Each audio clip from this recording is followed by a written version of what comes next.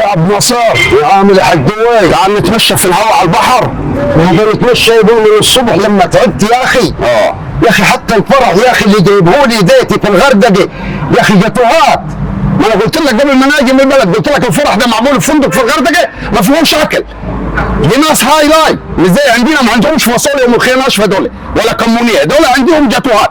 وكلت لك حته جاتوهات وكلها ساعتين ومروحين احنا. جيبوا الهواء بتاع ادعوا انت لك عايز اتغدى انا يا حاج دوي. طب ما انت عارف وضع عمك، انا عندي النقرس والدكتور منعني من اللحمه والحمام والحاجات دي كلها اللي بتجيب نقرس. خلاص ناكل سمك يا اخي. عندي دهون وضع عمك برضه واصله 400 والدكتور قال لي ما تاكلش اي حاجه مقليه. امال هتغدى ايه يا حاج دوي عليك؟ روح يا ولد عمي القى لك سندوتش طعميه ولا علبه كشري وتستاهل كلها ساعتين الغردقه وهنروح. الطعميه دي بيجي لي حرقان الله يبارك فيك عيب عليك. يا ولد عمي انت ما طول عمرك بتاكل طعميه ضلك هيجيك حرقان في الغردقه؟ ما الدنيا هوا، روح كلك بس سندوتش طعميه وتعال لي كده هتلاقيني قاعد على الشاطئ هنا. روح هتستناني؟ هستناك يا ابوي. عارف والله بيعتك من وراها سبلي. ليه من وراك الغرايب انت ناكل لحمه وسمك في الغردقه ليه احنا؟ ايه الهواء اللي علينا وعلى ابونا الافتراء ده؟ ايوه هو مطعم على الشوايه ده. الواد قال لي ده انضف مطعم مشويات في الغردقه.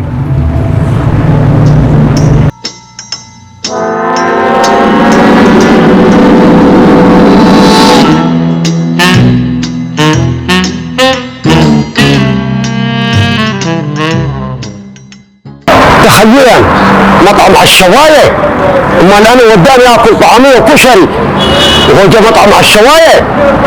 طالما يبقى مطعم على الشوايه يبقى ده فيه مشويات. والله لا رايح لك. يرضى عبد الناصر هاجي المطاعم الحلوه دي هياكل بالشوكه والسكينه كمان. ده كتر عليها علبه الكشري، كترت عليه. بعد اذنك يا ولدي فيش حمام هنا بعد اذنك؟ قبل ما ناكل بس اخش الحمام بعد اذنك.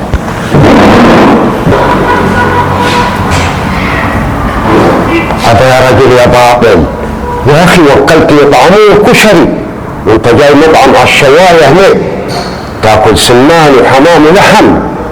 طيب والله العظيم اللي عارف لك.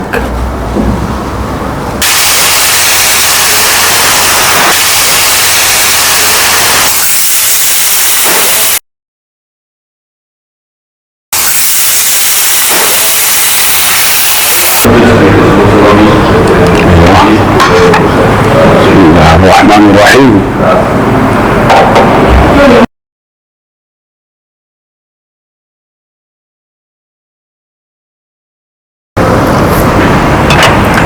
حاجة جميلة قوي.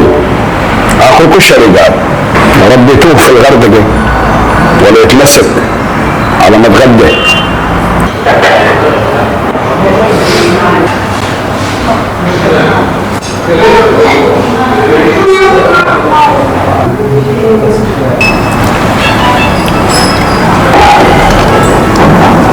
ريحة الأكل تحفف النفس. بارك الله فيك يا بابا.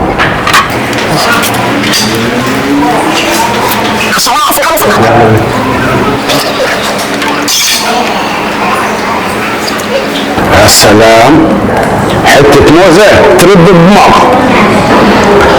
حاجة حلوة قوي كده، الواحد وهو بياكل وشايف البحر والمناظر الحلوة دي، مش ليل ونهار اكل قدامهم مش حته لما صدقت نفسي.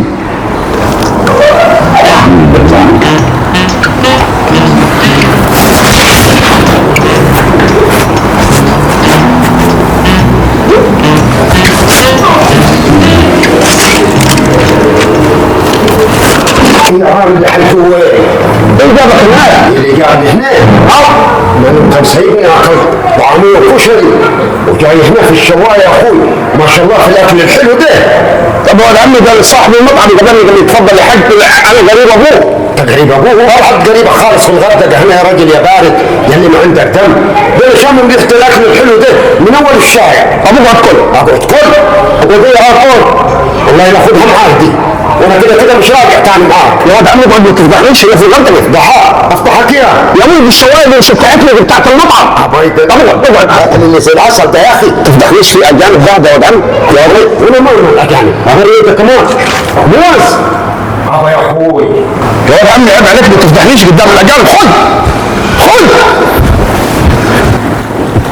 ولد عمي تعال، رايح مش وين دي بتاعت المطعم؟ انا مالي مال المطعم، انا اهم حاجه ده الاكل اللي زي العسل ده. طب تعال ناكل على الكورنيش.